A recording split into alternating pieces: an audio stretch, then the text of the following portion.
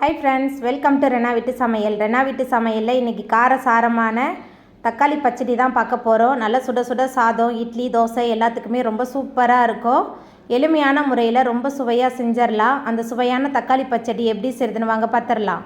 தக்காளி பச்சடி பண்ணுறதுக்கு 3 table spoon எண்ணெய் சேர்த்துக்கலாம். எண்ணெய் சூடாகி வரட்டும்.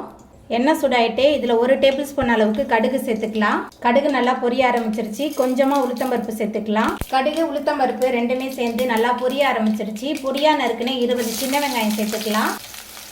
தாராளமாக கருவேப்பிலை சேர்த்துட்டு நல்லா கலந்து விட்டு வதக்கி விட்டுடலாம். சின்ன வெங்காயம் சேர்க்கும் போது தக்காளி பச்சடி ரொம்ப சுவையாக இருக்கும். நல்லா கலந்து விட்டு வதக்கிடலாம்.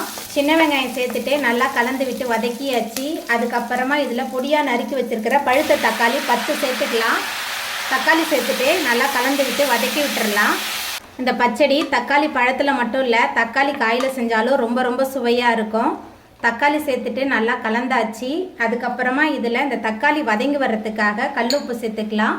கல்லுப்பு நம்ம இந்த தக்காளியோடு சேர்த்து வதக்கும் போது தக்காளி சீக்கிரமாகவே வதங்கி வந்துடும். தக்காளி சேர்த்துட்டு நல்லா கலந்ததுக்கு அப்புறமா ஒரு மூடி போட்டு வச்சிடலாம். தக்காளி நல்லா வதங்கி வெந்து வரட்டும்.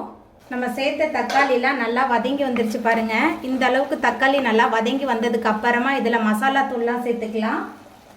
மஞ்சத்தூள் 1/4 ஸ்பூன் சேர்க்குறேன். கூடவே குழம்பு மிளகாய் தூள் 3 டேபிள் ஸ்பூன். உங்கள் காரத்துக்கு தகுந்த மாதிரி சேர்த்துக்கோங்க. உப்பு ஏற்கனவே நம்ம வதக்கும் போது சேர்த்துட்டோம், அதனால் நான் உப்பு எதுவுமே சேர்க்கல. மசாலா தூள், தக்காளி ரெண்டுத்தையும் சேர்த்துட்டு நல்லா கலந்து விட்டு வதக்கி விட்டுறலாம்.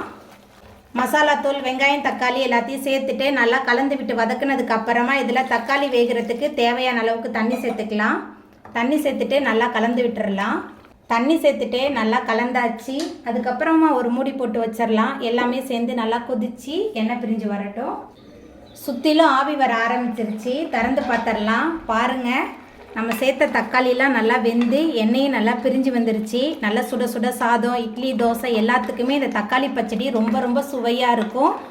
குயிக்காக தக்காளியில் ஒரு ரெசிபி பண்ணோன்னா கண்டிப்பாக இந்த தக்காளி பச்சடி ட்ரை பண்ணி பாருங்கள். ரொம்ப சுவையாக இருக்கும். இப்போ நம்ம அடுப்பை ஆஃப் பண்ணிடலாம். அவ்வளோதாங்க, ரொம்ப சுவையான தக்காளி பச்சடி சூப்பராக ரெடி ஆகிட்டு. இந்த ருசியான தக்காளி பச்சடியை நீங்களும் உங்கள் வீட்டில் செஞ்சு பாருங்கள்.